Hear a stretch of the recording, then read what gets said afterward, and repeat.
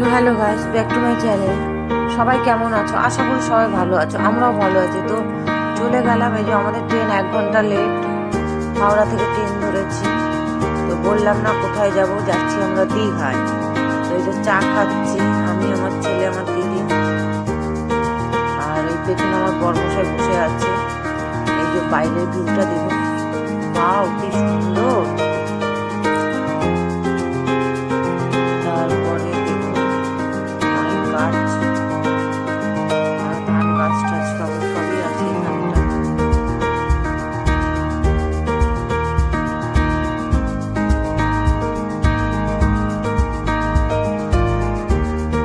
এই যে আমার ছেলে, আমার বড়মশাই বসে আছে।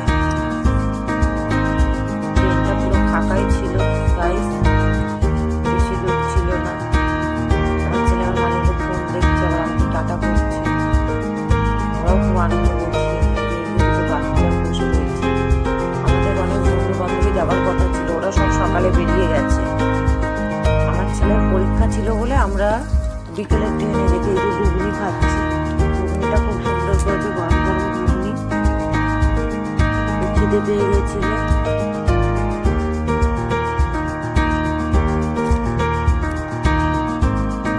খুব সুন্দর লাগছিল। আমার ছেলে আবার এলো, তো ছেলে বলল বাবু একটু ঘুগনি খা। তো বললো ঠিক আছে তুমি খাও, খেয়ে আমাকে দাও, তারপরে খাবো। তারপরে ও খেয়েছে ঘুগনি। এই যে ফাইনালি আমরা দীঘায় নেমে গেছি। আমরা এই যে হোটেলের সামনে চলে এসেছি। এই যে আমরা ঢুকছি, ফ্রেশ হয়ে আমরা আবার ঘুরতে চলে যাবো।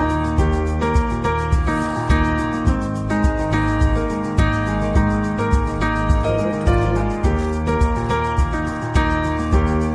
এবার সিটে বসছি। আমার সব বান্ধবীরা ওয়েট করছে, বন্ধুরা ওয়েট করছে। তো ওদেরকেও দেখাবো, ওরা অলরেডি ঘুরতে বেরিয়ে গেছে।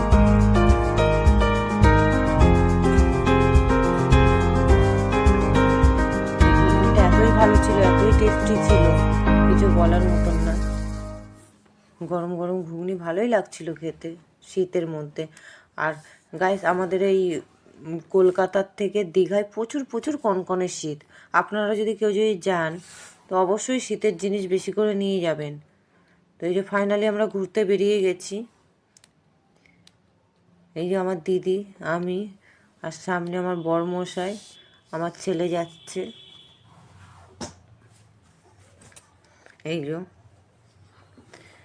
খুব ঠান্ডা, খুব ঠান্ডা, আর খুব কুয়াশা চারিদিকে, আপনারা দেখতেই পাচ্ছেন বন্ধুরা।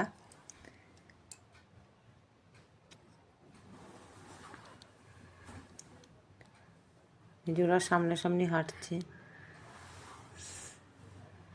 তো বন্ধুরা কি কি হবে না হবে আমরা সব, মানে কোথায় কোথায় যাব আপনাদেরকে সবই, এই যে আমার বান্ধবীর সাথে দেখাও হয়ে গেছে, আর আমার বান্ধবীরা ওই দিকটা রয়েছে।